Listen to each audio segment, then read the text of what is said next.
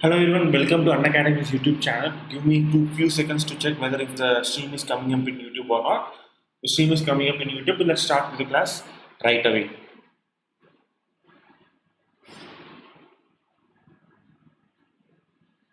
Okay, the stream has come up in YouTube, everyone. Stream has come up in YouTube. Okay, so let's start with the class right away. Now today we will have a mock test on prelims examination. Okay, today we will have a mock test for prelims examination. Now before having this mock test, let me give you a brief introduction about myself as well as about Unacademy. See, my name is Aravind.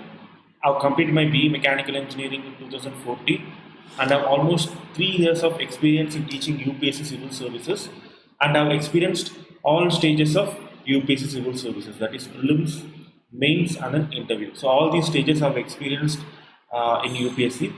Now my specialty subjects include polity, international relations and then current affairs.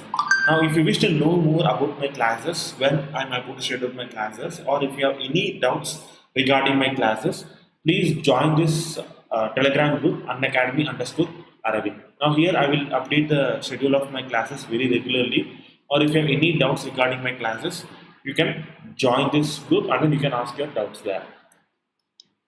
Now, what will you get by subscribing to Unacademy? Now, by subscribing to Unacademy, you will get access to daily live classes where you get to watch those classes, you can rewatch them, and then if you have any doubts, you can ask those doubts then and there itself. Now, this rewatchability feature is very important because with offline institutions and all, you cannot rewatch your old classes. If you want to revisit your old classes, or if you're having any doubts regarding your old classes, with offline institutions you cannot rewatch your old classes, but with Unacademy you can rewatch your old classes.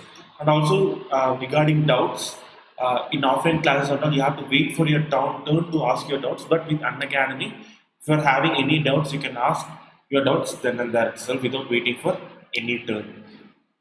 And then Unacademy conducts live tests as well as quizzes almost on a daily basis. Okay, this is very important because, as you all might have known, when it comes to UPSC preparation, 50% of UPSC preparation is all about studying, and then 50% of UPSC preparation is all about practice. Okay, so you have to practice.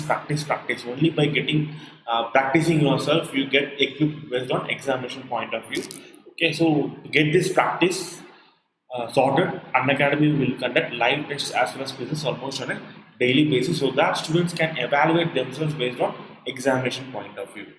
And then all courses in Unacademy are structured courses. Okay, so the course will go properly from A to B to C. Okay, so that the examination syllabus will be much more in tune towards the course that Unacademy is offering you, and the learning process for the students also will become much easier in that process.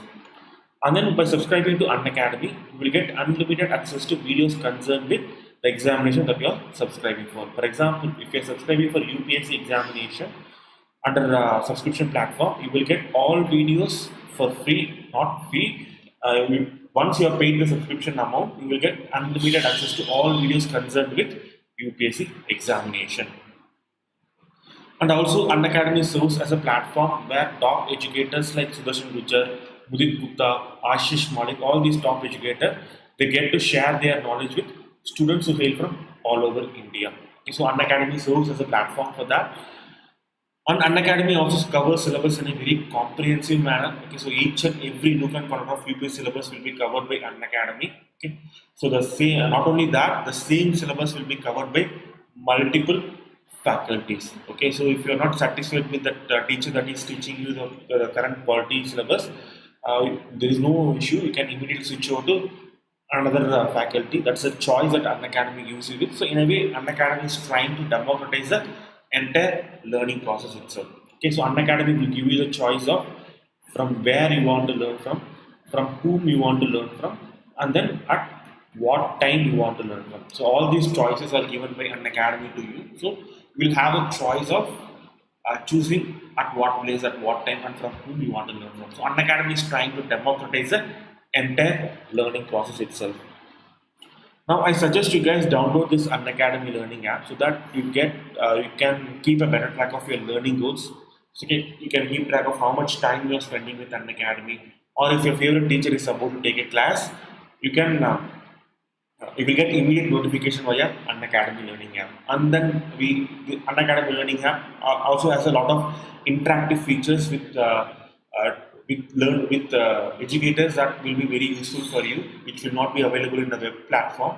Okay, so please guys download this Unacademy Learning app. Not only that, some mock tests will be conducted via Unacademy Learning app. Okay, so this is also very important if you want to study fruitfully for the UPSC or via Unacademy platform.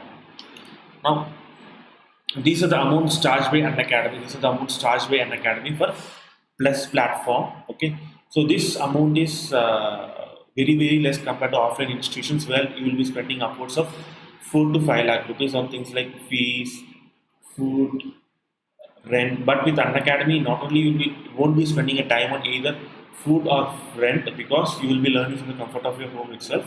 Even with regards to fees, the fees charged by Unacademy is very less compared to other offline institutions. Okay, so guys, please consider joining Unacademy, because it is the deal offered by Unacademy is very advantageous compared to any other offline institution. Now, on top of very meager sum that Unacademy is charging you, if you are using my code Aravind V, you will get 10% as offer. So instead of paying 44,000 rupees for 1 year, you will be paying only 39,600 rupees. So guys, please don't forget to use my code Aravind V in case you are planning to subscribe for Unacademy. And right now, Unacademy is planning to introduce a price hike on October 20th. So if you are planning to subscribe for Unacademy, please do so before October 20th, because after that, the subscription prices for all platforms will be increasing from October 20th. Okay, so guys, please consider subscribing for Unacademy before October 20th in case you are planning to study for UPSC. And don't forget to use my code Aravind V. Now, even with iconic platform where you will be assigned with a personal coach. Now, this personal coach will be some of the most experienced faculty in UPSC platform, and some have even cleared UPSC itself. So they know all about how to clear UPSC, and they know all about what kind of struggles will students face when they are preparing for UPSC. They know all those things. So based on their personal experience, they will guide you through their personal struggles, and also Unacademy will give you with a daily mains question and answer practice, and also they will give you with a study planner based on your preferences and based on your performances in Unacademy. They will give you personalized feedback. Now, even under the iconic platform, if you are using my code Aravind V, you will get 10% as offer. So guys, don't forget to use my code Aravind V in case you are planning to subscribe for Unacademy. Okay. So that's introduction and promotion done with everyone. Let's move on to today's class. Now give me a moment here.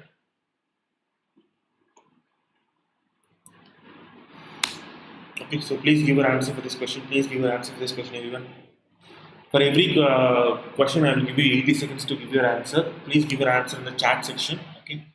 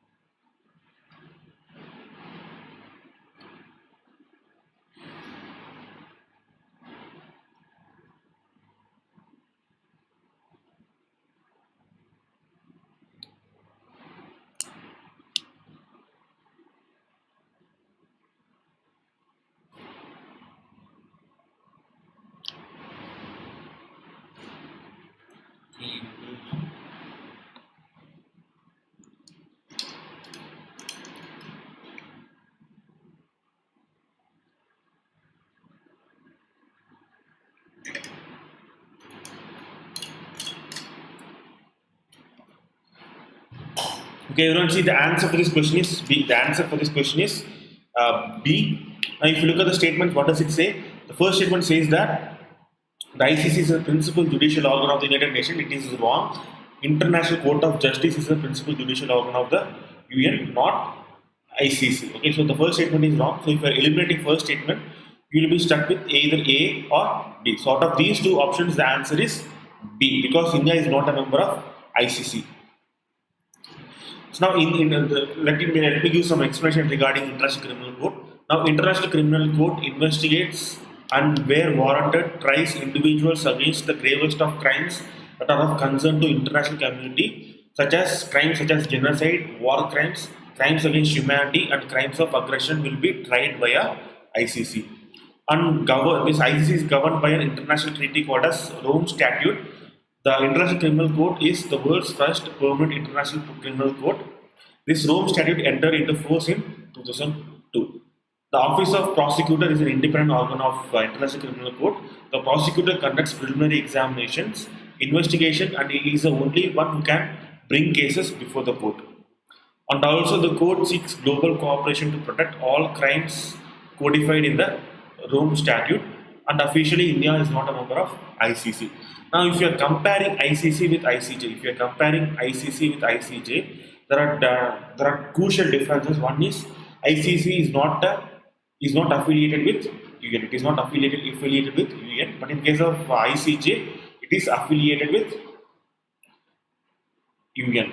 Now, in case of ICC, it can try only individuals. It cannot try states. Okay, so it can try only individuals. It cannot try an entire state. But in case of International Court of Justice, here states are put forth into trial. Okay, so cases will be filed against states. Okay.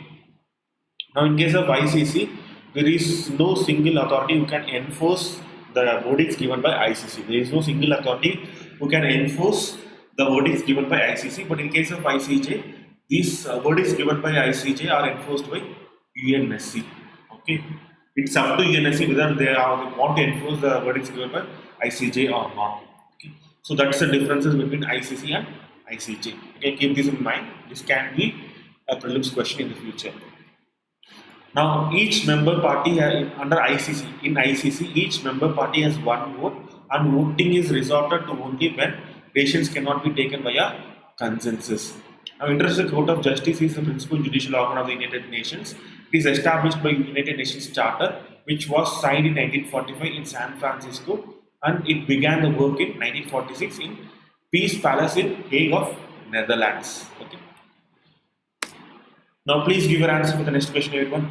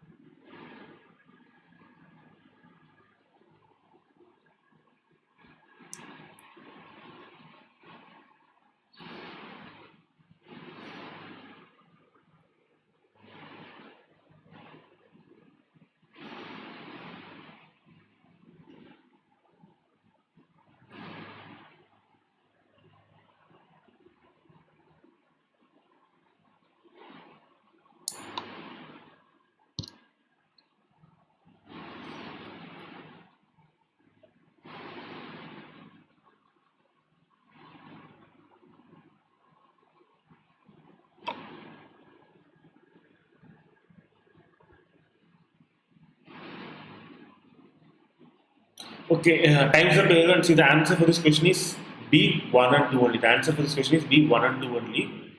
Okay. Now,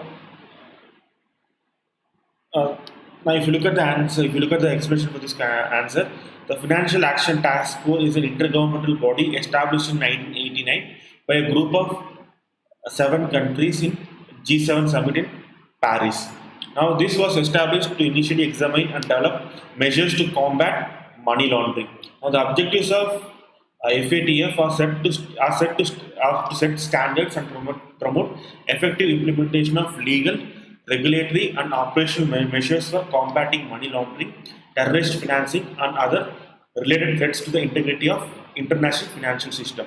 Now, the FATF is therefore a policy-making body which works to generate the necessary political will to bring about national legislative and regulatory reforms in these areas. And also, the FATF and Organization of Economic Cooperation and Development are separate organizations. Although the member countries can overlap to a large degree, there are several countries which are members of FATF and not the members of OECD and vice versa. However, the FATF secretary is housed administratively in OECD. Okay. Now, in addition, FATF was not formed as a formal international organization. Rather, the FATF is a task force which was composed of member governments who agreed to fund FATF on a temporary basis with specific goals as well as projects in mind. Now, India is a voting member of FATF and Asia Pacific Group on Money Laundering, and India is also the co-chair of joint group where it is represented by the Director General of India's Financial Intelligence Unit. Okay. Now, FATF maintains both grey as well as black list. This list will list countries which are which aid the cause of money laundering as well as terror financing. Okay. Now, please give your answer for the next question. Everyone, please give your answer for the next question.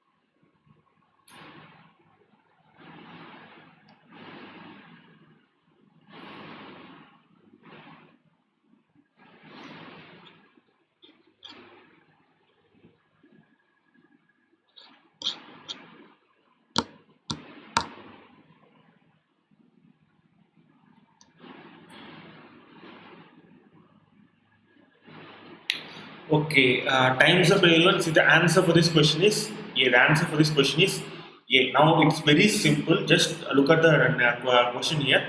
The question is regarding Caspian Sea Treaty. So just eliminate which countries will not border Caspian Sea. You can easily eliminate this option D as well as option B, and also you can eliminate option C as well. So the correct answer for this question is yeah. Okay. Now, in 2018, five Caspian Sea states Azerbaijan, Iran, Kazakhstan, Russia, and Turkmenistan signed a breakthrough agreement on Caspian Sea's legal status. Now, these five nations have tried to define the Caspian Sea's legal status since the collapse of Soviet Union in order to divide up the waters and its natural resources for new drillings as well as pipelines. Okay. So it is a agreement signed between these five countries: Azerbaijan, Iran, Kazakhstan, Russia, and Turkmenistan. Okay, this can be a map question here. Uzbekistan does not border Caspian Sea. Okay, countries like Kazakhstan, Turkmenistan, Iran, Azerbaijan, Russia. These are the five countries which border Caspian Sea. Okay, this can be a prelims question also. Okay, so these are the five countries which enter into Caspian Sea Treaty for exploration of Caspian Sea and exploitation of mineral resources as well as natural resources of Caspian Sea. Okay.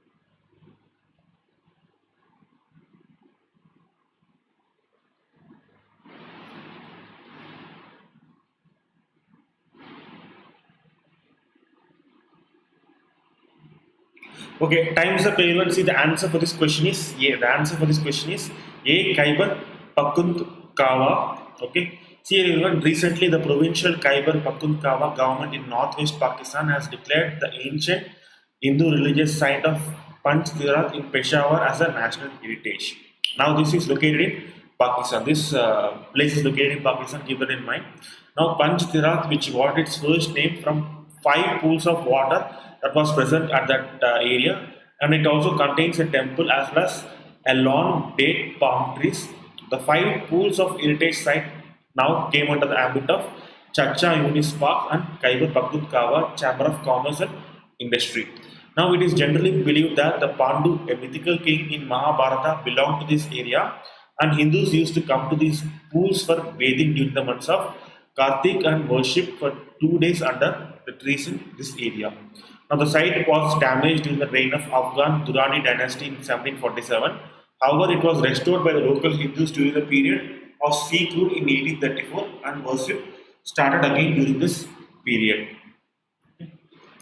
Now, please give an answer for the next question, everyone.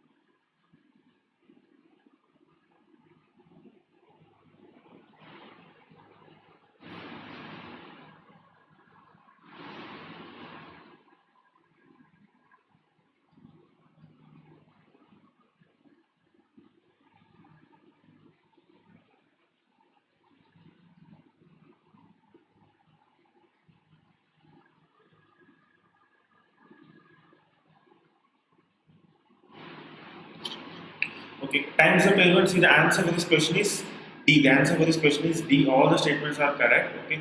Now, this question is regarding International Solar Energy Society. Okay.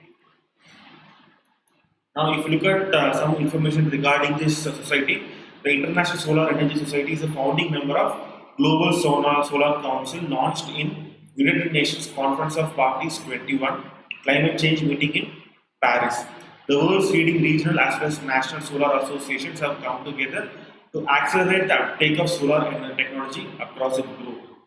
Now, this global solar council strives to convey 3 key messages about solar power. Those messages include: the solar power is already one of the cheapest forms of electricity globally, and solar power is everywhere, and it alleviates poverty, especially in rural areas.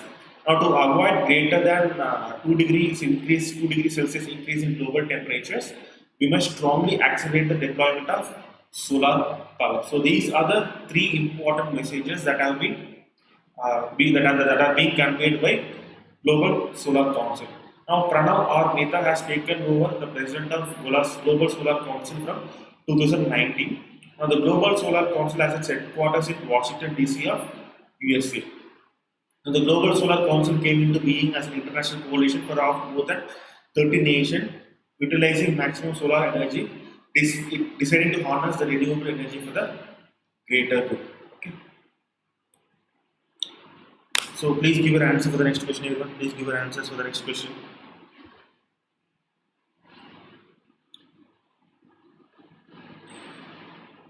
Now, I believe similar kind of question was asked in the present UPSC prelims also. Okay. These sorts of questions will be frequently asked in UPSC prelims.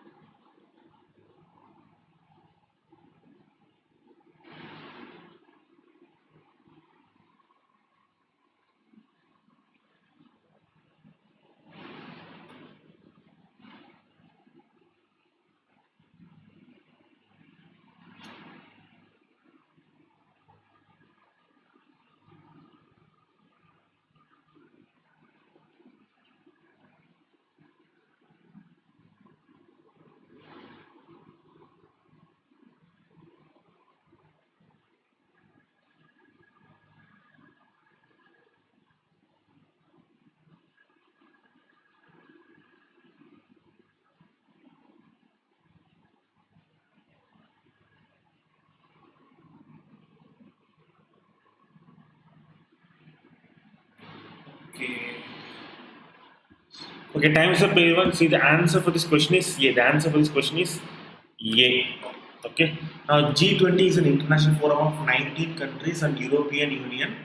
Now, the 19 countries are Argentina, Australia, Brazil, Canada, China, France, Germany, India, Indonesia, Italy, Japan, Mexico, South Korea, South Africa, Russia, Saudi Arabia, Turkey, United Kingdom, as well as USA. Now, since G20 operates as a forum and not as an organization, it does not have any permanent secretariat or administrative structure. Okay, so this is very, very important. G20 is not an organization, it is a forum where world leaders will come together and discuss they discuss international politics during that particular forum. Okay, this is very, very important.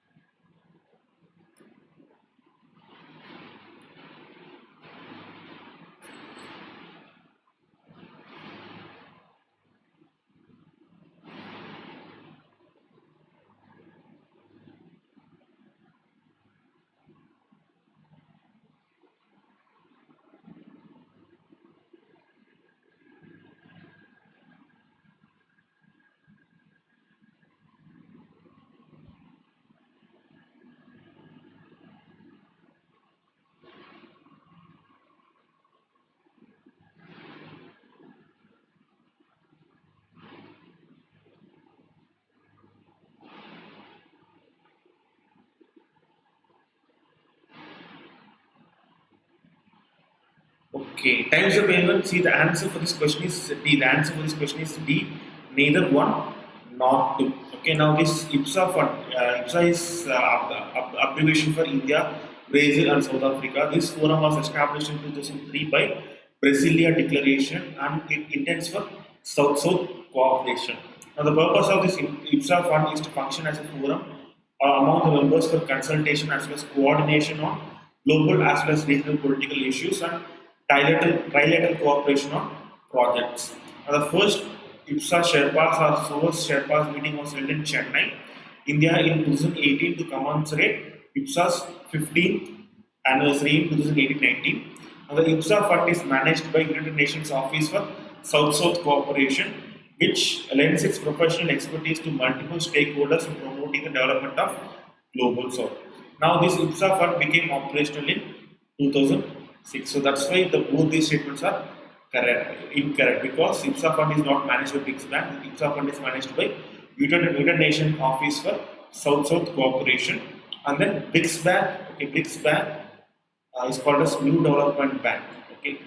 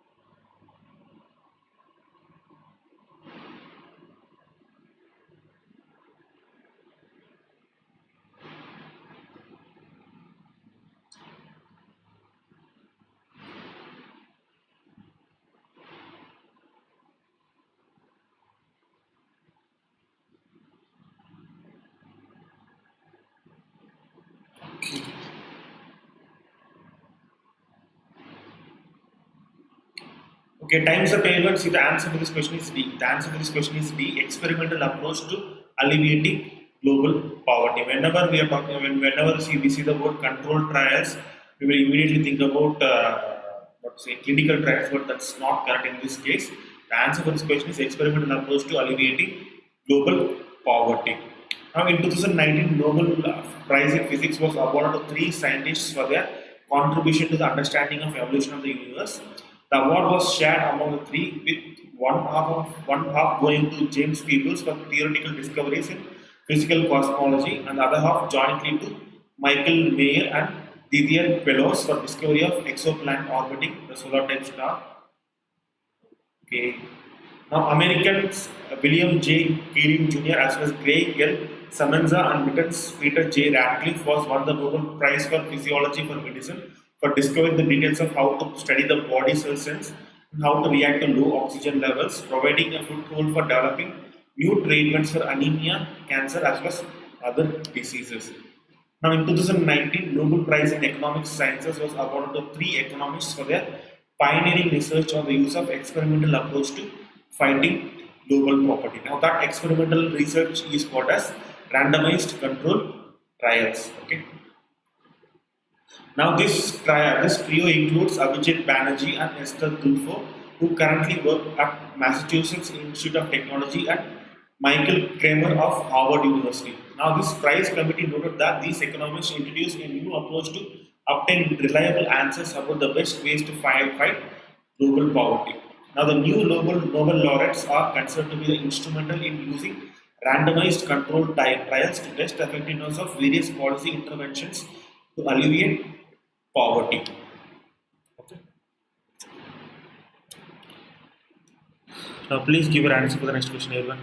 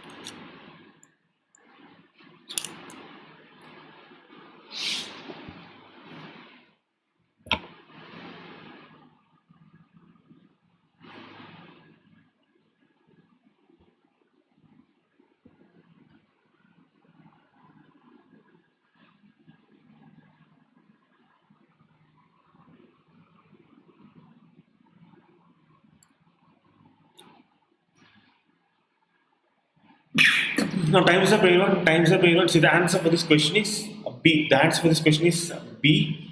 Now, this Abraham Accord is an Israeli-UAE agreement. Now, the Israel-UAE peace agreement, also called as Abraham Accord, makes United Arab Emirates the third Arab country after Egypt and Jordan to formalize diplomatic ties with Israel. Also, UAE will be the first Persian Gulf country to do so. After signing of the agreement, Israel has suspended its plan for annexing parts of West Bank region.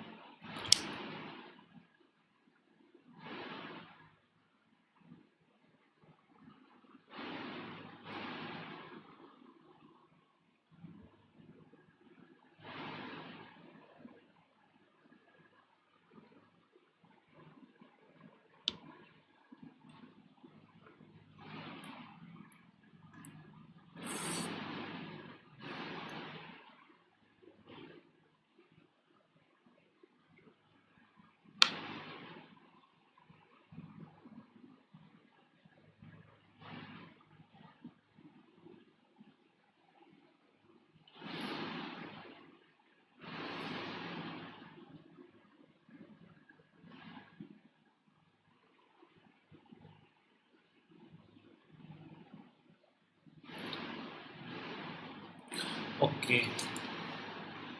See, everyone, the answer for this question is D. Both these statements are incorrect. Both these statements are incorrect. Okay. Now, the systematically important banks or SIBs are perceived as banks that are too big to fail.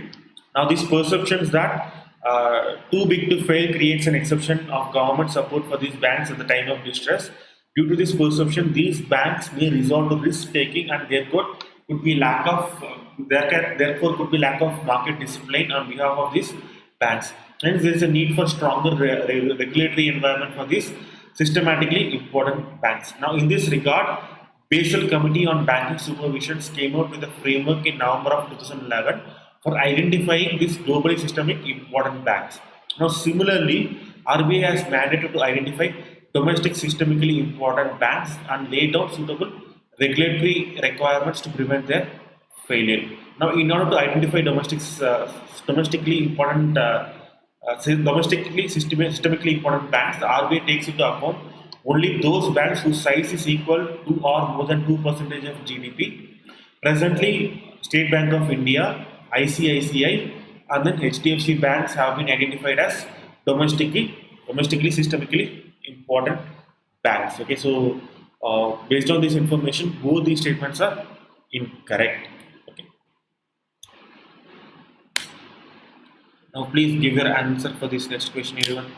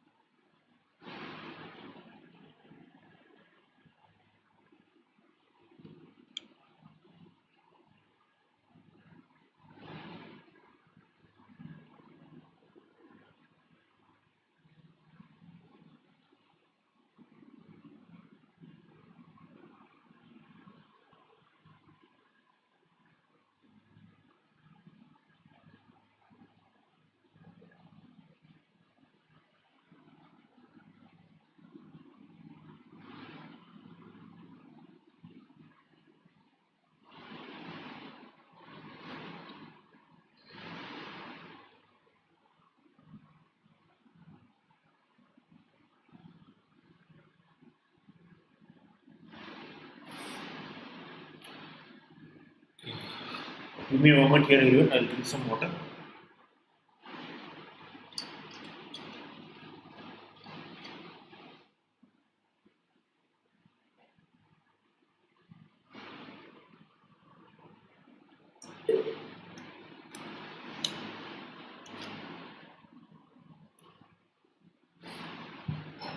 Now, the answer for this question is D. The answer for this question is D, 1, 2, and 3. All these statements are correct. Now, let's take a look at some information regarding Guru Nanak.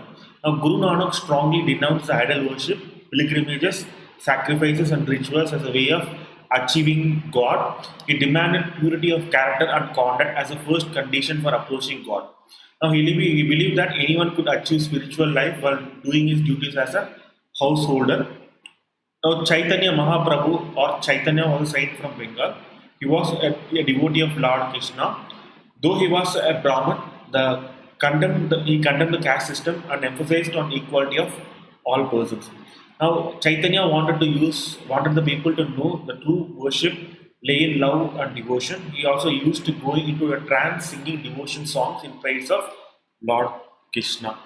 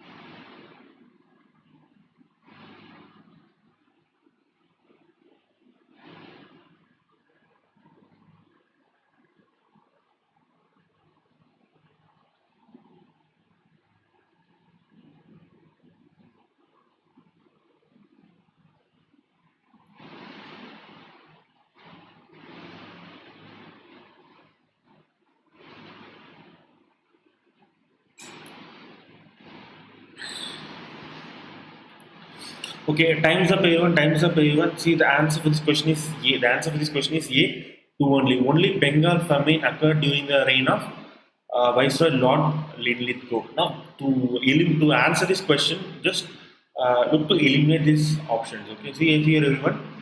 Just look at events that happened at same period of time. Now, Poona Pact, it happened during 1931. Shimla Conference, it happened during 1930s, and Direct Action Day happened during 1942.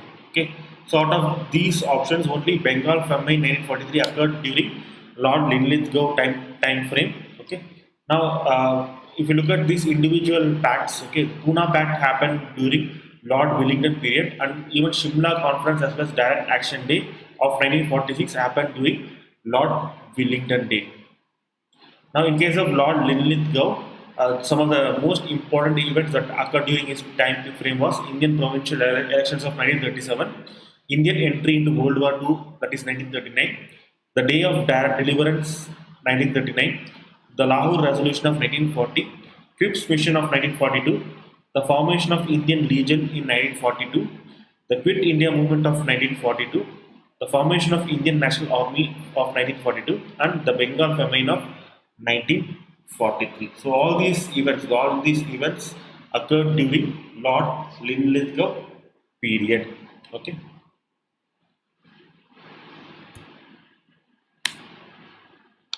Now please give an answer for the next question. Eva.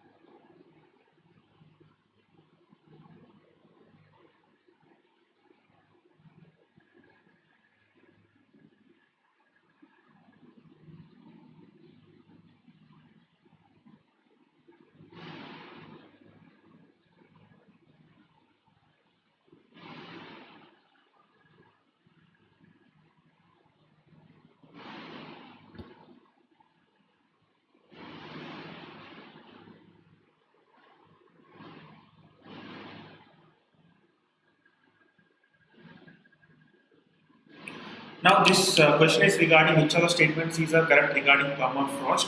Now all these statements are correct. Okay, all these statements are correct. Okay, so the correct answer for this question is D. Now permafrost is dead ground that remain completely frozen at 32 degree Fahrenheit or 0 degree Celsius or colder for at least 2 years straight. Now these permanently frozen grounds are most common in the regions with high mountains and in Earth's higher latitudes near the north as well as south pole, north as well as south poles. Now permafrost covers large sections of the Earth. Almost a quarter of the land area in northern hemisphere has permafrost underneath. Although the ground is frozen, the permafrost regions are not always covered in snow. Okay.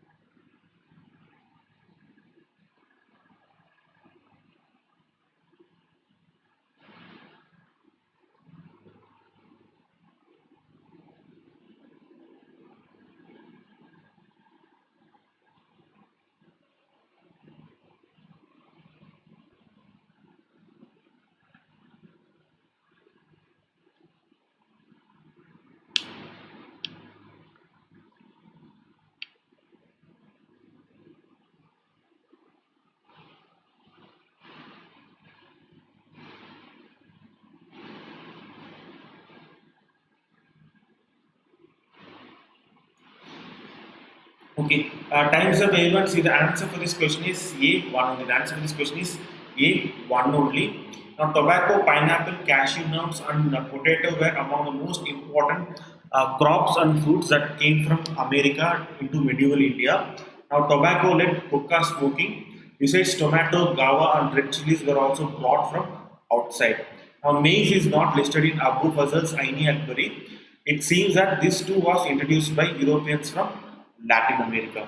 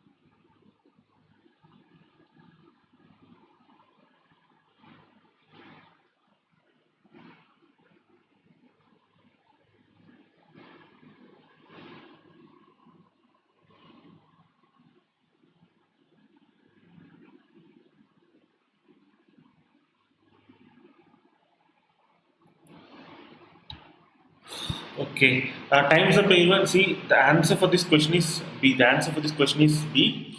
Now, CORSIA is an emission mitigation approach for the global airline industry. Now, CORSIA or carbon offsetting and reduction scheme for international aviation is an emission mitigation approach for global airlines industry developed by the International Civil Aviation Organization and adopted in 2016. Now, the measures adopted by CORSIA include primarily offsets and alternative fuels. Now, CORSIA addresses only the emissions from the international air travel that exceed the baseline of 2020 levels. Now, under CORSIA, the airlines will be required to buy carbon offsets to compensate for the growth in CO2 emissions. Now, the carbon offsets are generated through the implementation of carbon reduction projects in the developing countries, with many of them linked to co-benefits, delivering health, economic, and biodiversity benefits to the communities. While some routes will be exempted from the offsetting requirements, all the airlines operating international flights are mandated to monitor their fuel consumption emissions and report them to national authorities from 1st of January 2019. So, based on their emissions, based on their fuel requirements, they are required to offset their CO2 emissions by undertaking carbon reduction projects in developing countries. Okay, so that's it. That is what CORSIA agreement is all about. Now, please give your answer for the next question.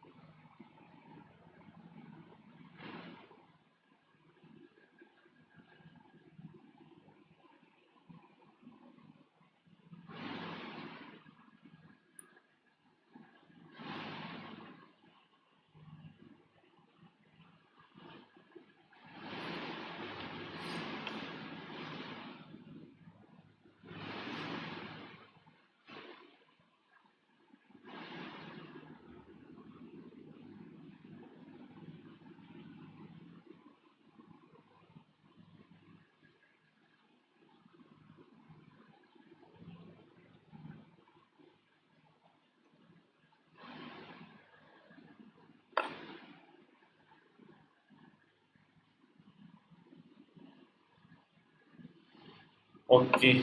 Okay, time's up everyone. See, the answer for this question is D. The answer for this question is D. 1, 2 and 3. Now, the Odisha has become some of the most beautiful, has some of the most beautiful temples such as Lingaraja temple built by Ganga rulers, Mukteshwara temple at Bhubaneswar, and Jagannath temple at Puri. Now, the Sun temple at Konark was built in the 13th century by Eastern Ganga ruler called as Narasimhadeva I. Now, the temple is dedicated to Surya, the sun god, and has been designated as a 12-wheeled chariot. Now, the temple complex at Khajuraho was built by the Chandela rulers between the 10th as well as 11th centuries in Bundelkhand region of Madhya Pradesh. Now, the most important among them was Kandariya Mahadev temple. Now, Mount Abu in Rajasthan is known for Dilwara temple dedicated to Jain Tirthankaras. Now, these Dilwara temples were built in pure white marble and they were adorned with exquisite sculpture. Now, these temples were built under the patronage of Solanki rulers. Now, please give your answer for the next question here.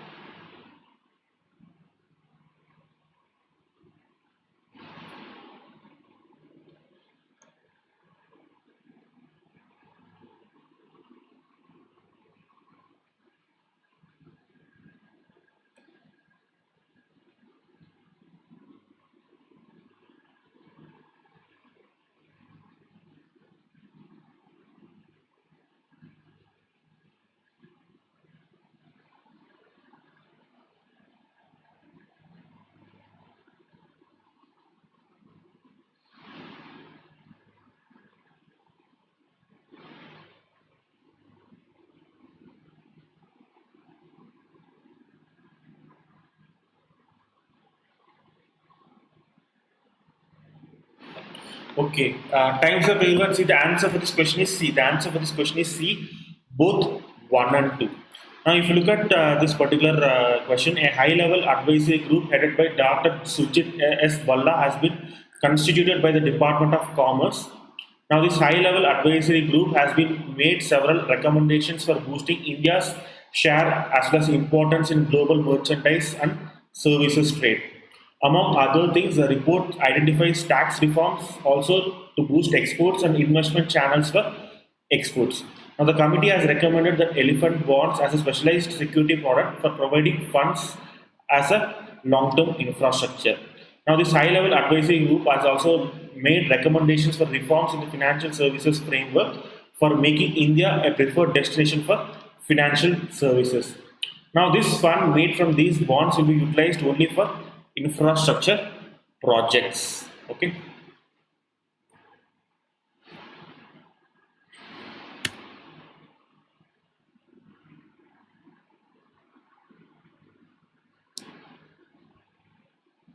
Please give an answer for the next question here on doctrine of lapse regarding doctrine of lapse.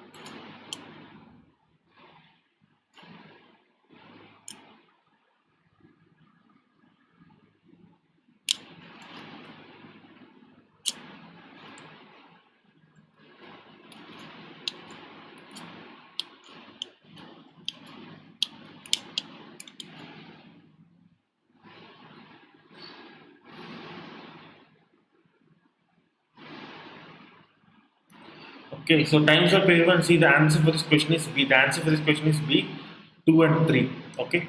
Now this Dalhousie classified Indian states into three different groups. The first group was composed of states with states with here graded to be creation of British government. Okay, so states that are created by the British government. Now tributary and subordinate states form the second group. So tributaries and subordinate states form the second groups, and the third group consisted of independent states. Now the doctrine of lapse was applied most vigorously to the first group of states. And here the right of unadopted child hair throne was disregarded completely, and the state automatically lost into the British dominion. If the ruler was were to be died without any natural as well as biological hair, the ruler as well as tributary states were allowed to adopt hairs only with prior consent of the company. Now the rulers of the independent states were left free to make their own decisions. The states annexed on the doctrine of lapse were Satara, Jaitpur, Sambalpur, Bhagat, Udaipur, Jhansi and Nagpur. Now Awadh was not annexed under the doctrine of lapse but on the grounds of bad governance. Now the court of directors withheld their sanction to annexation of Karauli on the ground that the state was protected ally and not a dependent state. Similarly, Bhagat and Udaipur were returned to their respective rulers under Lord Canning. Okay. Now please give an answer for the next question.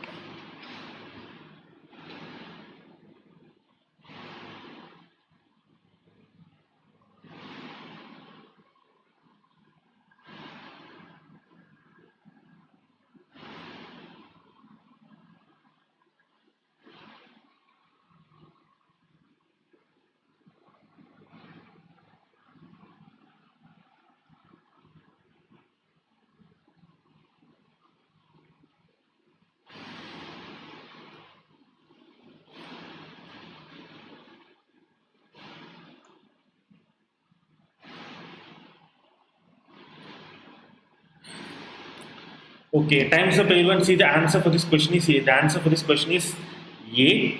Now, this Z0 Council is a group formed in United Kingdom with the charge of making net zero emissions possible for the future flights by 2050. Now, UK aims to drive down greenhouse gas emissions from aviation to make carbon-free transatlantic flights possible within a generation. It has formed a group bringing together leaders from aviation, environmental groups, and the government to reform from the Jet Zero Council. Now, this group will be charged with making net zero emissions possible for future flights.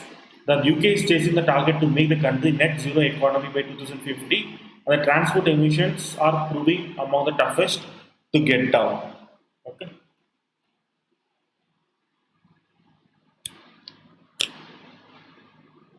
Now, please give an answer for the next question.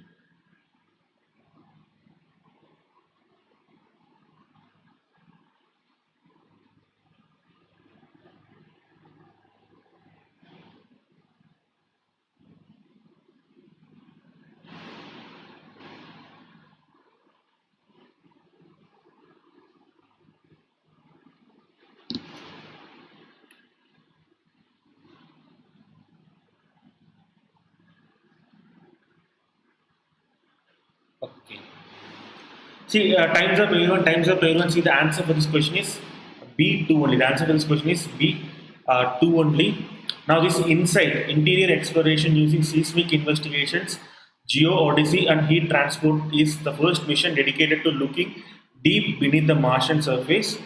Now, the InSight mission is a part of NASA's Discovery program.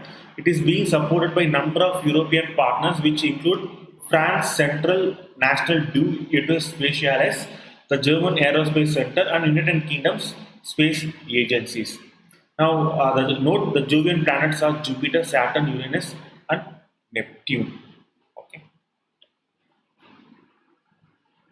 Okay, so this first statement is wrong because it is not dedicated to look deep beneath the Jovian planet. It is wrong because it is designed to look deep beneath Mars. Okay. Now, please give an answer for the next question. Everyone, please give an answer for the next question.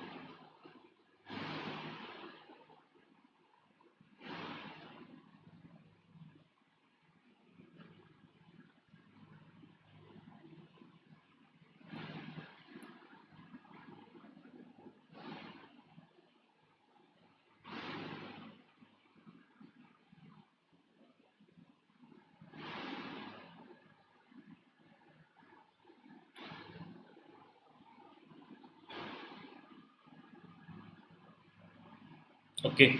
See, times up everyone. See, times up everyone. Okay. Now, if you look at, okay, so the answer for this question is D. The answer for this question is D. 1, 2, and 3. Now, if you look at Delimitation Commission, Article 82 says that Parliament appoints Delimitation Commission every 10 years to redraw, okay, to delimited constituencies for conduction of Lok Sabha as well as Rajya Sabha, not Rajya Sabha election, for conduction of Lok Sabha elections. Now, according to the provisions under Article 82, Parliament passes Delimitation Commission Act. Parliament has passed Delimitation Commission Act in 1952. So right now, right from 1952 onwards, Parliament has been passing Delimitation Commission Act every 10 years. Every 10 years, it has been passing Delimitation Commission Act. Okay. So this Delimitation Commission Act will establish Delimitation Commission, which will draw the boundaries of each constituency is required for Lok Sabha election. So this Delimitation Commission is a statutory body established by who? Parliament, not by President. Okay, so this Delimitation Commission is established by a statute by Parliament. Okay. So in this question, all statements, three statements are correct. And the chairman of Delimitation Commission is either a serving or retired judge of Supreme Court. Either a chairman of Delimitation Commission is either serving or retired judge of Supreme Court. Okay, sorry for that. Sorry for that, everyone. Okay, I believe the question was repeated here. Sorry for that.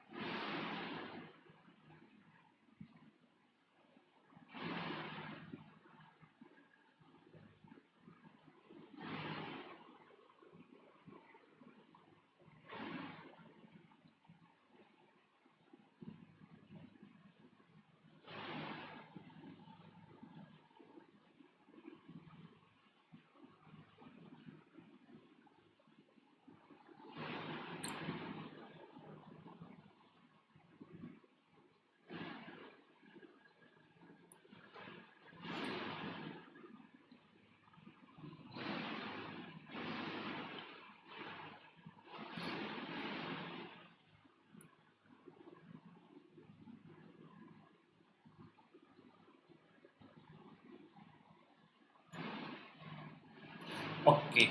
See everyone, the question is regarding Port Blair is located in which of the following islands. Now the answer for this question is B, South Andaman. The answer for this question is B, South Andaman. Now Port Blair on South Andaman Island is the capital city of Andaman and Nicobar Islands. Okay. Now please give your answer for this question everyone.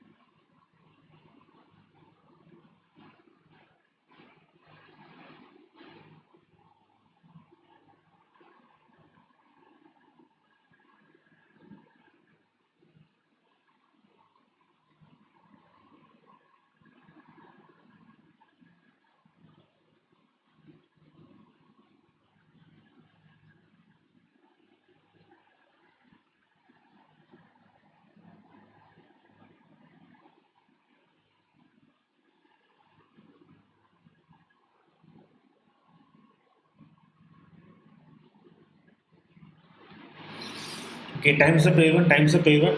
See the answer for this question is C. The answer for this question is C. All these statements are correct. All these statements are correct. Now statement number 1 is correct because sweat comes out of 3 types of glands distributed across all over our skin, secreting water as well as substances that will keep our body at optimum temperature of 37°C. Now it is 99% sweat is 99% water which contains ions such as sodium, potassium, calcium, magnesium and chloride ions, ammonium ions, urea, lactic acid, glucose and other minor components. Now our brain has temperature sensitive nerve cells which will control the sweat glands in releasing the fluid depending on the temperature as well as physical and metabolic activity of our body. Now sweat thus is our body's thermoregulator. Now statement 2 is also correct because an analysis of sweat fluid in a patient and how it compares with that of a normal individual will thus be of diagnostic value just as much as any other body fluids do. For example, in case of illness called as cystic fibrosis, the ratio of sodium to chloride ions in a sweat is different to that of a normal individual. Likewise, the amount of glucose in sweat of a diabetic is higher than normal person, but the problem is the amount of sweat available from the skin. Recently, e-skin patches have been developed for real-time measurement of some chosen component in sweat. Now, statement 3 is correct because in humans, sweat is hyposymptomatic related to plasma that is less concentrated. Sweat is found at moderately acidic to neutral pH levels, typically ranging from 4.5 to 7.2 pH levels. Okay, so based on this information, we can conclude that all the statements regarding this particular question is correct. Now, please give your answer for the next question. Please give your answer for the next question.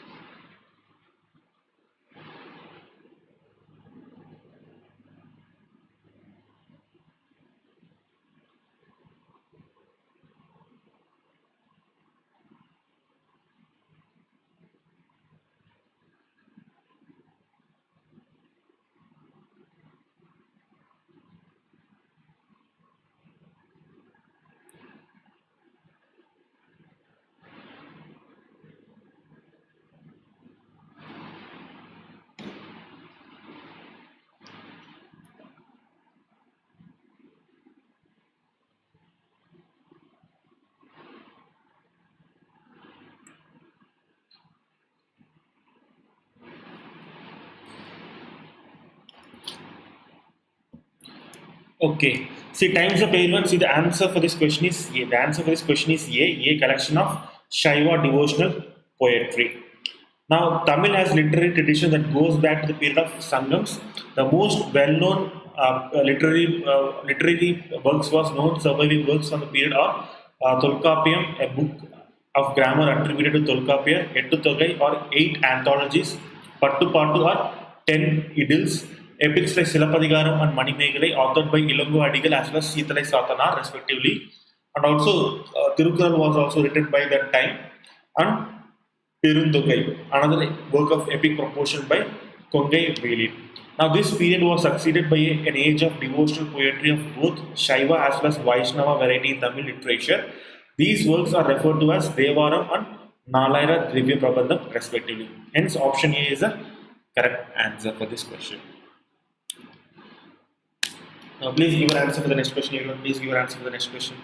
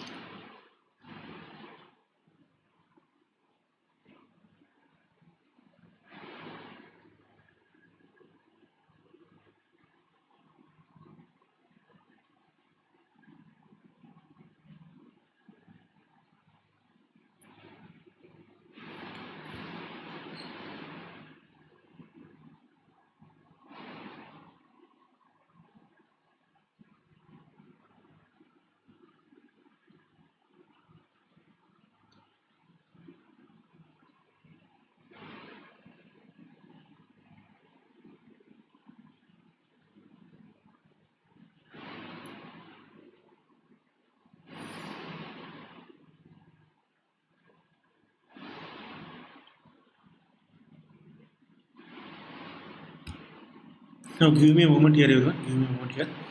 See, now the answer for this question is B2 only. The answer for this question is B2 only. Now, this superconductivity refers to complete disappearance of electrical resistance. This part is correct, but when they are cooled below certain critical temperature, not heated above critical temperature. Now, the superconductivity phenomenon is used during the operation of maglev trains. This part is correct. Okay. Now, the superconductivity refers to complete disappearance of electrical resistance in various solids when they are cooled below a certain characteristic temperature. This temperature, called as transition temperature, varies from different materials, but it is generally below 20 K. Hence, statement 1 is not correct. Now, the superconducting materials show some extraordinary properties which will make them very important for modern technology. Now, in superconducting state, the superconducting materials show zero electric resistance or infinite conductivity. Also, a superconductor, when it is cooled below a certain critical temperature, it expels the magnetic field and doesn't allow magnetic field to penetrate inside it. This phenomenon in superconductor is called as Meissner effect. Now, this Meissner effect is used by superconductors for operation of maglev trains. Now, superconductors are also used in the following applications: maglev trains, because these work because the superconductor repels a magnetic field, so a magnet will float above a superconductor. This virtually eliminates the friction between the train as well as the track. Hence, option statement 2 is correct. Now, superconductors are used in Large Hadron Collider or particle accelerator to make extremely powerful electromagnets to accelerate charged particles at very fast speed. And also, we have SQUIDs or superconducting quantum interference devices are used to detect even the weakest of magnetic fields. They are used in mine detection equipment to help in removal of landmines. Now, please give your answer for the next question. Everyone, please give your answer for the next question.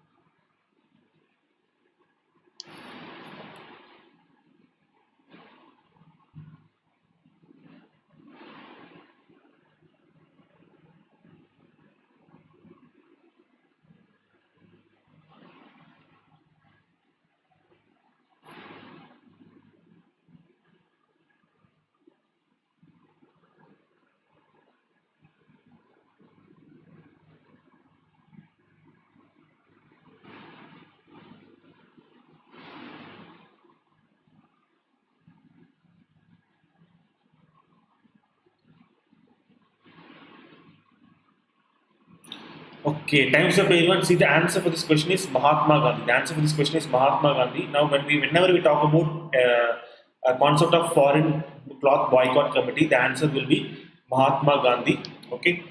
Now, Gandhi traveled incessantly during 1929, preparing for the people for direct political action, telling youth to prepare for a fiery ordeal, helping organize constructive work in villages, and redressing specific grievances of people. Now, the Working Committee of Congress in 1929 appointed the following persons with power to co-opt and to constitute foreign boycott committee.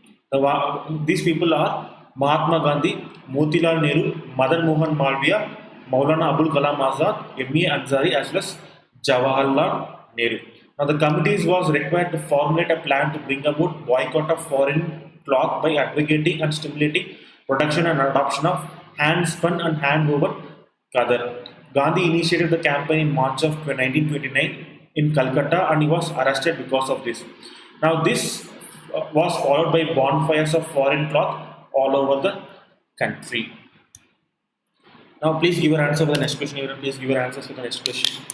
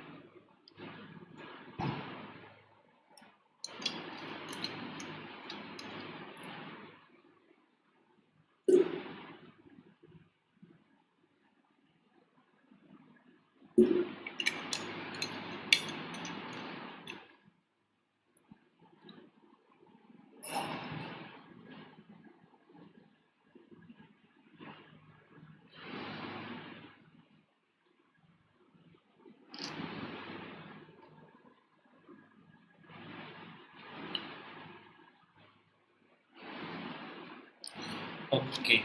Okay, time's up everyone. See, the answer for this question is D. The answer for this question is D, 1 and 3 only.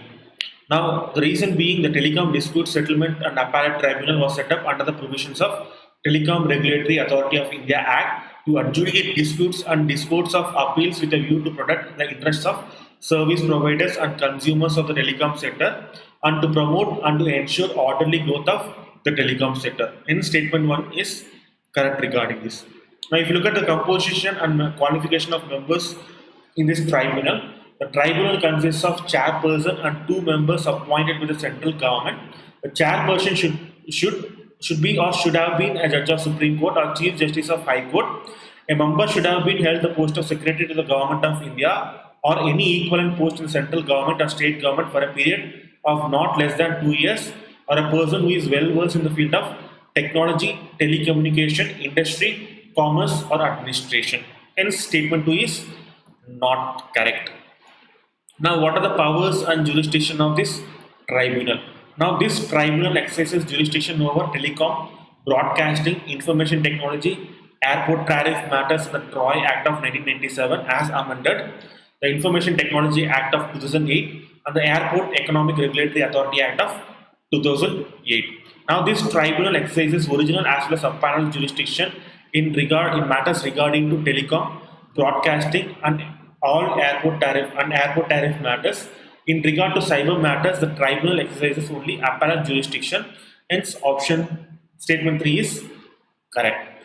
Now, in respect of telecom, broadcasting, and airport tariff matters, the tribunal's orders can be appealed before Supreme Court, but only on substantial questions of law.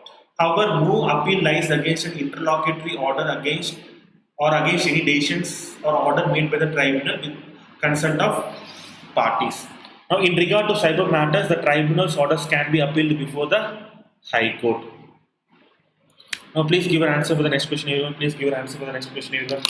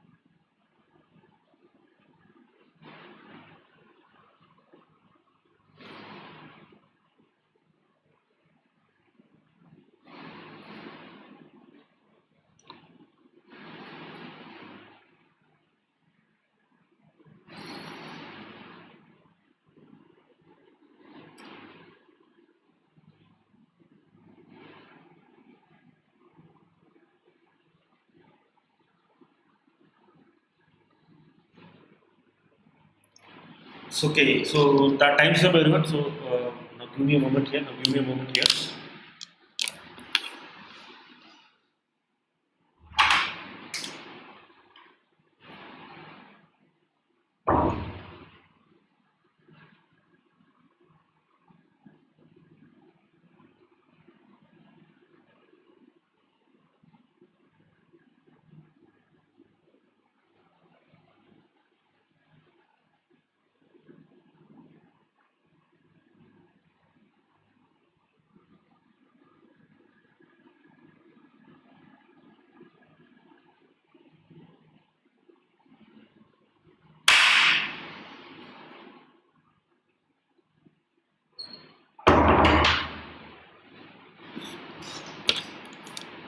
Okay, times of everyone. See, this question is regarding axis lines, Dedeker's line, as well as Wallace line. These lines are faunal boundary that separates various biogeographical realms. Okay, mainly they separate biogeographical realms of Asia, Wallachia, and East Asia. Okay, so these lines separate the faunal biogeographical realms of various continents. Okay, now please give your answer for the next question. Please give your answer for the next question.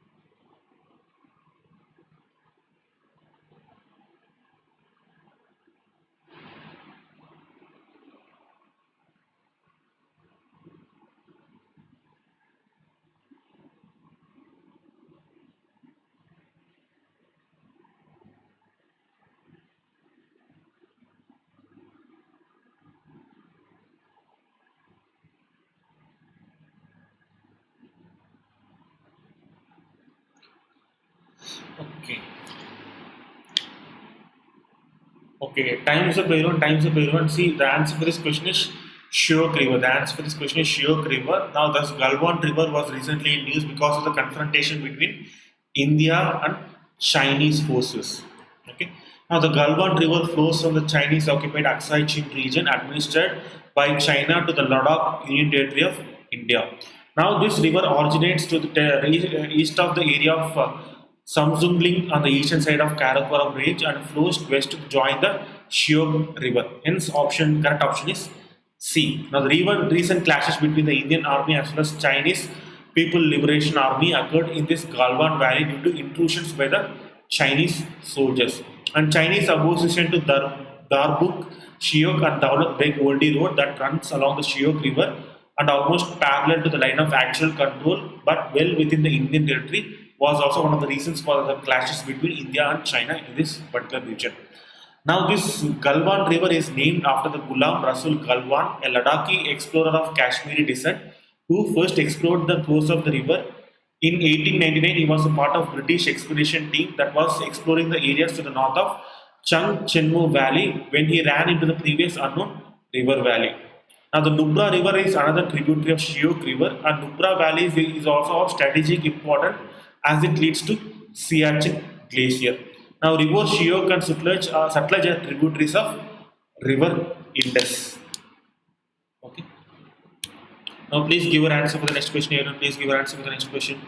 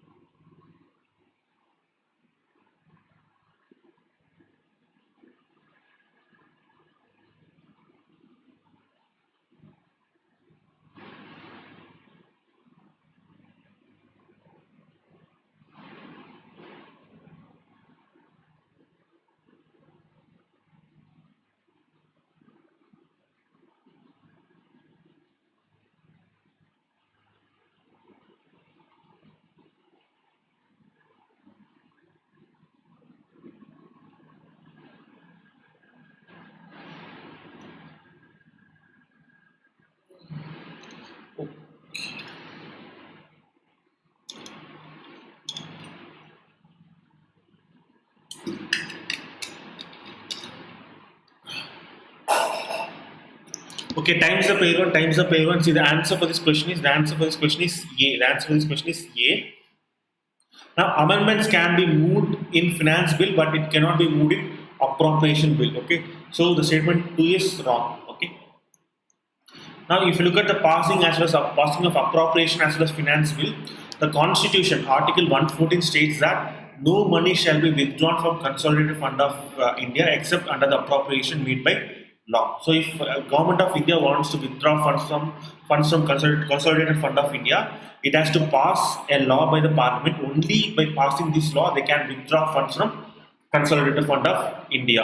Now, accordingly, an appropriation bill is introduced to provide for the appropriation out of Consolidated Fund of India. Now, the grants are voted by the Lok Sabha. The expenditure is charged on the Consolidated Fund of India. Now, the finance bill is introduced to give effect to financial proposals of the Government of India for the following year. Now, this is subjected to all conditions applicable to money bill. And similarly, no amendments can be proposed to the appropriation bill in either house of the Parliament that will have the effect of varying the amount as well as altering the destination of any grant voted or of varying the amount of any expenditure charged on the Consolidated Fund of India. Unlike appropriation bill, the amendments that seek to reject as well as reduce tax can be moved in case of finance bill. Hence, statement 2 is not correct in this regard. Now, the appropriation bill becomes appropriate act after it is assented by the president. This act authorizes the payment from the Consolidated Fund of India.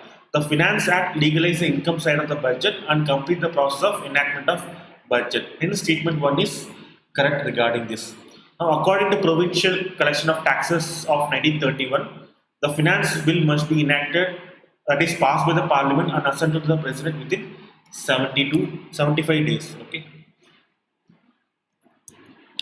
Now, please give your answer for the next question. Please give your answer for the next question.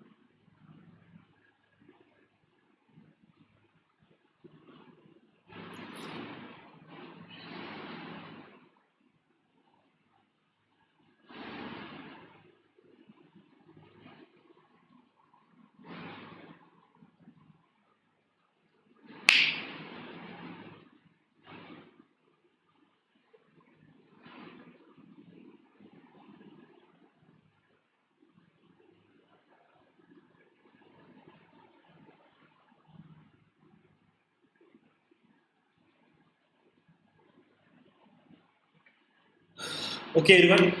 See, the question is regarding which of the following statements is not correct regarding Shershah Suri. Not correct. Just keep this in mind. So the correct answer is D. He was defeated by the Mughals after the short reign of 7 years. This is wrong because he died of natural causes after 5 years.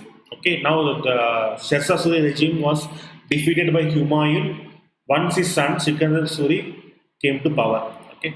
Now, Shershah Suri was an Afghan leader who took over the control of Mughal Empire after defeating Humayun in 1540. Shershah occupied the throne of Delhi for not more than 5 years, but his reign proved to be a landmark in Indian subcontinent. As a king, he had several achievements to his credit. He established an efficient public administrative system. He set up the revenue collection system based on measurement of land. Justice was provided to the common man during his reign. Numerous civil works were carried out during his short reign, like planting of trees, wells, building of sarai, that is inns for travelers, was also done during his period. Roads were also laid during his period. It was under his rule the Grand Trunk Road was built. However, Shershah did not survive long after his accession to the throne, and he died in 1545 after a short reign of 5 years. After his death, Humayun was able to defeat his successor Sikandar Suri and regain the crown of Hindustan. Okay. Now, please give your answer for the next question. Please give your answer for the next question.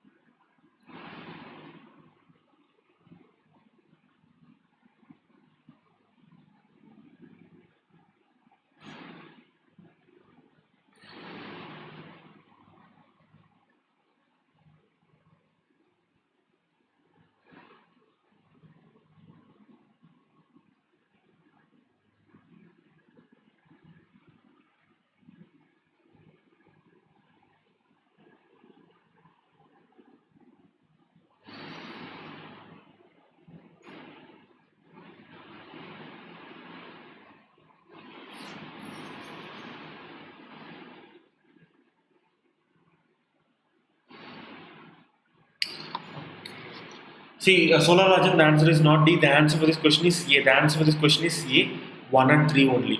Now, look at the second statement. What does it say? It can be directly used by plants to form macromolecules like proteins. This part is wrong because nitrogen is not directly consumed by plants. They are consumed in the form of nitrates. They are consumed in the form of nitrates. So, the second statement is wrong.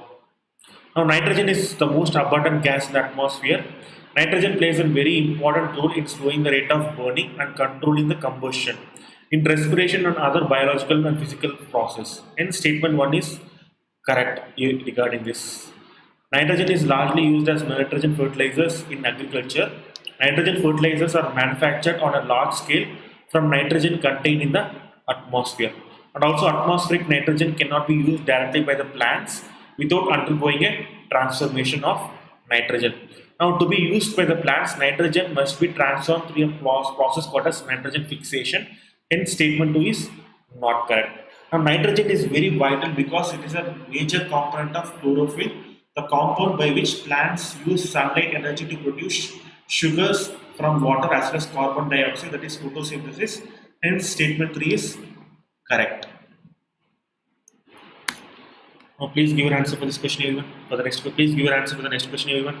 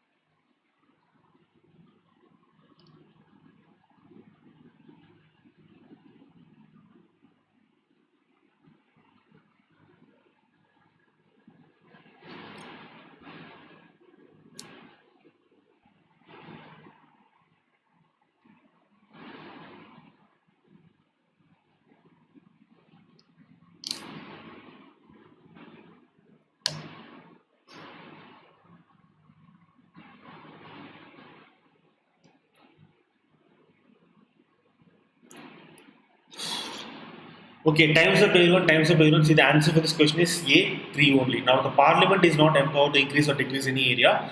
Governor is the authority who is empowered to increase or decrease the area under autonomous districts. Now, all members are directly elected directly elected on the basis of universal adult franchise. This part is wrong because out of 30 members in autonomous district council, only 26 are directly elected.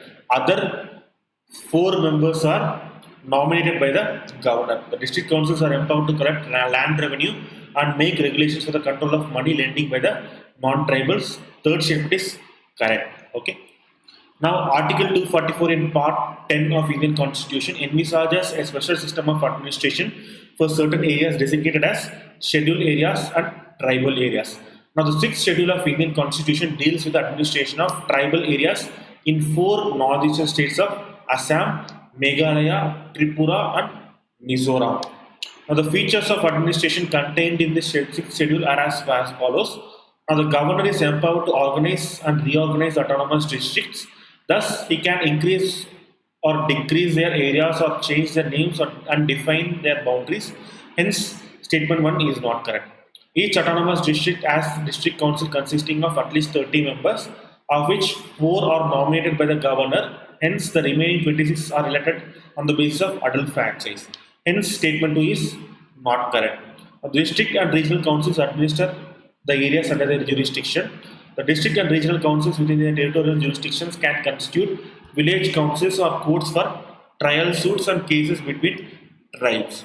Now, the council can also make regulations for the control of money lending and trading by non-tribals, but such regulations require the assent of governor. The district and regional councils are empowered to assess and collect land revenue and to impose certain specified taxes. Hence, statement 3 is correct. Now, the acts of parliament or state legislature do not apply to autonomous districts and autonomous regions or apply with specific modifications and exceptions which are done by the governor. Okay. Now please give your answer for the next question, everyone. Please give your answer for the next question.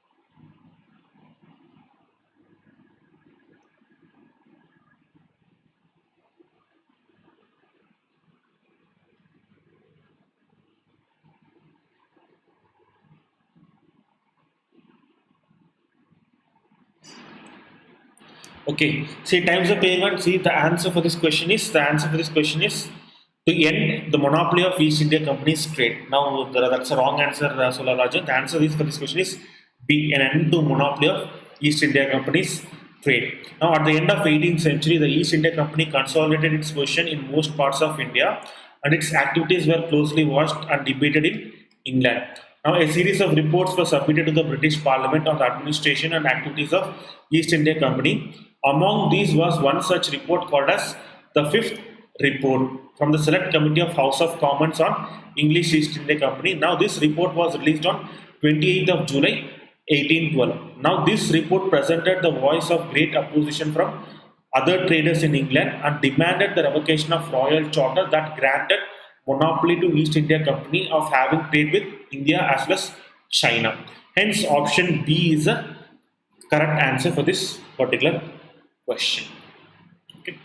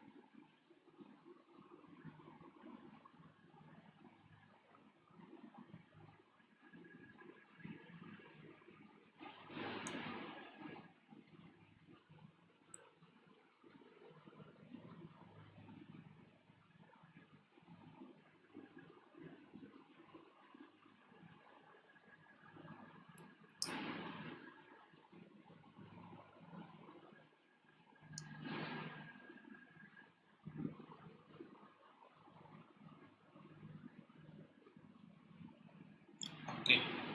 So okay, that's a wrong answer, Solarajan. See the answer for this question is C.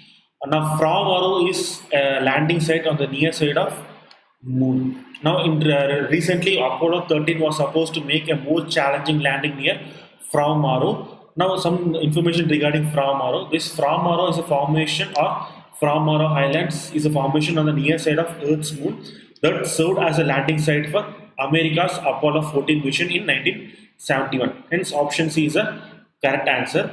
Now, this from Aro mission is named after the 80 kilometer diameter crater called as From Aro located within it. The formation as well as From Aro crater take their names from 15th century Italian monk and map maker of the same name. Now, Apollo 13 was originally scheduled to land in From Aro Highlands but was unable due to an in-flight technical failure. Now, From Aro is thought to have been formed from the ejecta or debris from the impact which formed Membrium. Conducting experiments at From Aro formation would have provided greater insights about the moon as well as Earth's geological history.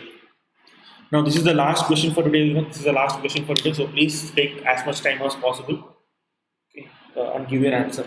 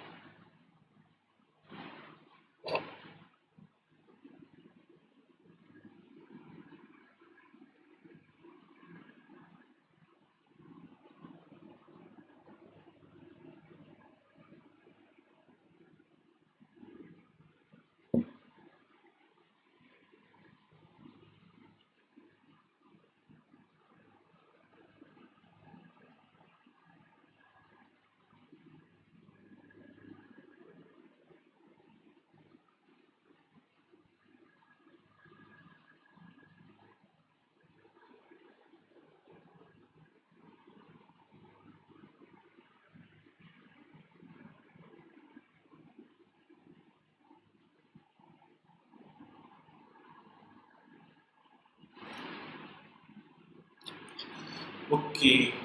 See, times of A1. See, times of A1. See, the answer for this question is D. Not sorry, not the D. The answer is C. The answer is C. This national transit pass system allows for seamless movement of forest produce. Now, many people will think that it is regarding COVID-19. It is wrong. Now, recently, the Environment Ministry virtually launched piloting of national transit pass system. The national pass system enhances seamless movement of forest produce.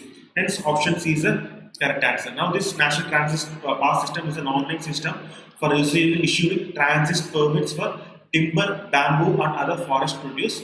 Now, national transit pass system will bring in ease of doing business and expedite the issuance of transit permits for timber, bamboo, and other minor forest produce without physically going to forest offices. Okay. Now, through mobile applications, e-pass will be issued for the transit of forest produce. The pilot project will be functional in Madhya Pradesh and Telangana for now.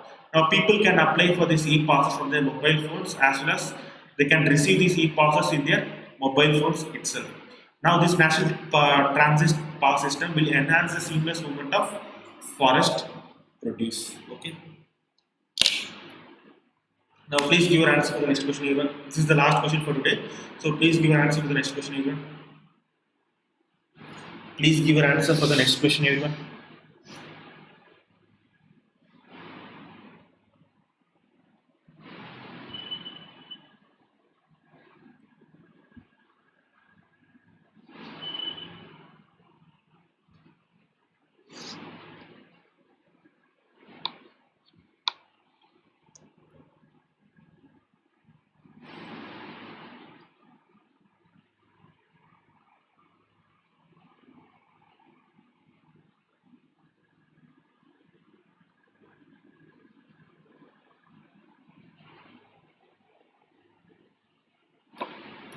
This is the last question for today, everyone. So please take as much time as possible. Okay.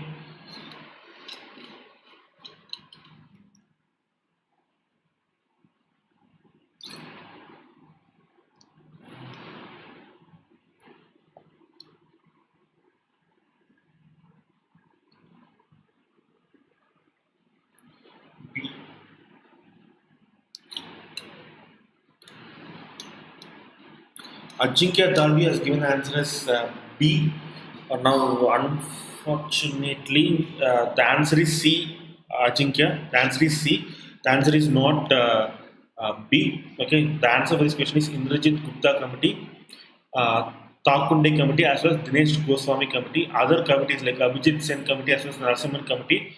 These committees are related to banking reform. These committees are related to banking reforms, not electoral reforms.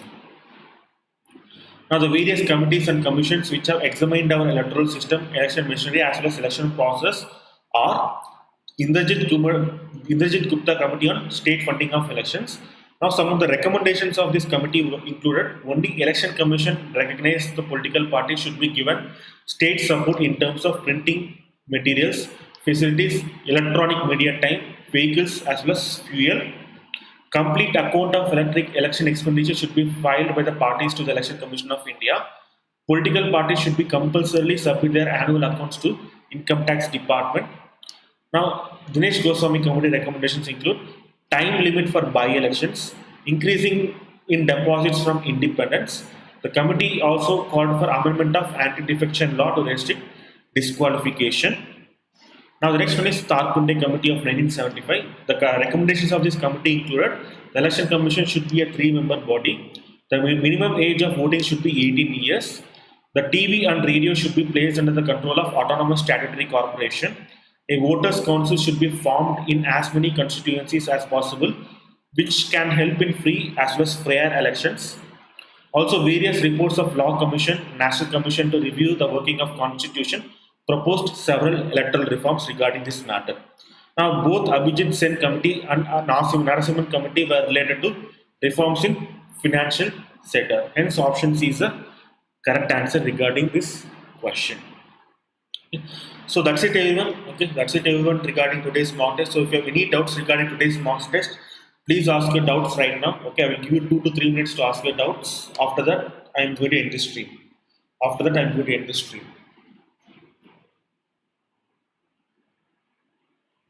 Now tomorrow also I will have a mock test, another mock test at 8:30 p.m. So please do come to that mock test without fail, everyone. Tomorrow also I have another mock test scheduled at 8:30 p.m. Okay, so please do come for that mock test also. Now, if you have any doubts regarding today's class, please ask your doubts right now.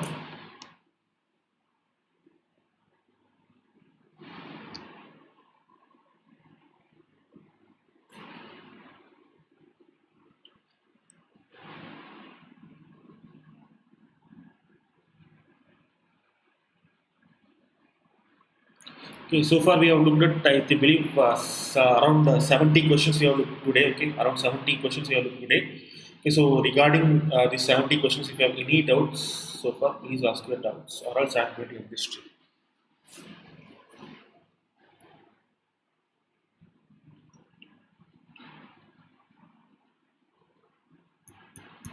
Wait, give me a moment here. I believe there is another question. I believe there is another question also. Yeah, okay.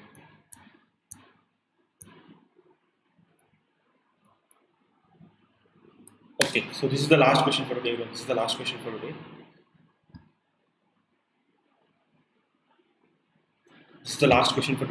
Okay, please answer this question. After that, we will move on.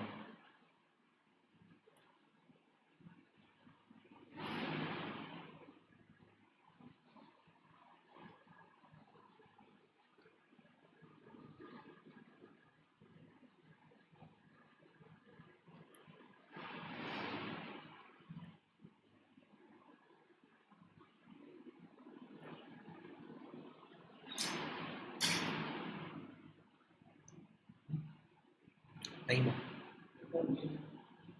5 minutes. Yeah.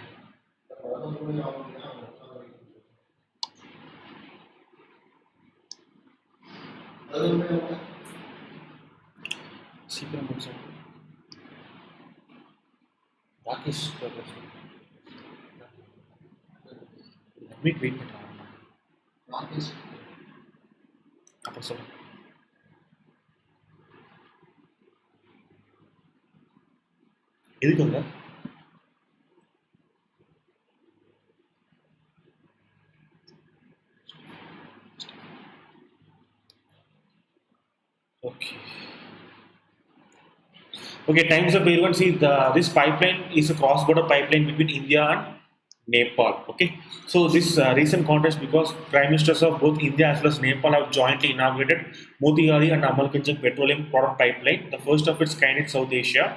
Now, some information regarding this pipeline include this is a 69-kilometer long pipeline from Motihari in Bihar to Amalkanchak in Nepal. This is the first cross-border petroleum product pipeline in South Asia region. Hence, option B is the correct answer. Now, some significance regarding this pipeline include, as of now, tankers carry petroleum products between these two countries. Now, whenever there is a blockage between the borders of India and Nepal, petroleum products cannot reach Nepal. So, every year, As a result of this, and if there is any blockade, petroleum products prices will rise in Nepal. Okay, so because of that problem, this pipeline is will bypass this entire road transportation and will carry 2 million metric tons of petroleum products to Nepal, and it will provide affordable petroleum prices to Nepali people. And this will also enhance an energy security of the region and sustainability, and it can also cut down transport costs. Okay, so that's it, everyone. So that's it, everyone. If you have any doubts so far, please ask your doubts, or else I'm going to end the stream. Okay.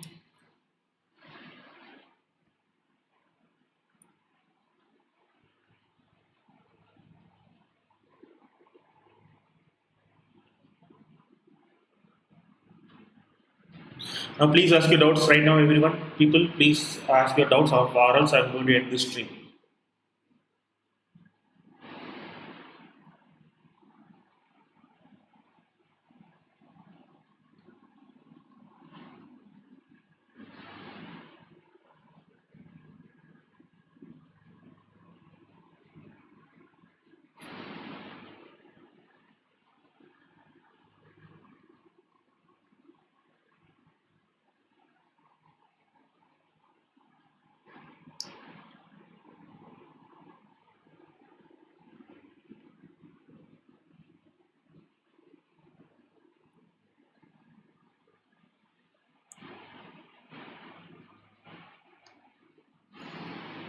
Okay, everyone, I've given you ample amount of time to ask your doubts. Okay, since you guys have not asked any doubts, I've assumed that you've understood everything. Okay, so goodbye, everyone.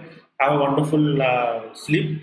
We see you tomorrow at 8:30 p.m. where we'll have another mock test. Okay, we'll have another comprehensive mock test on UPSC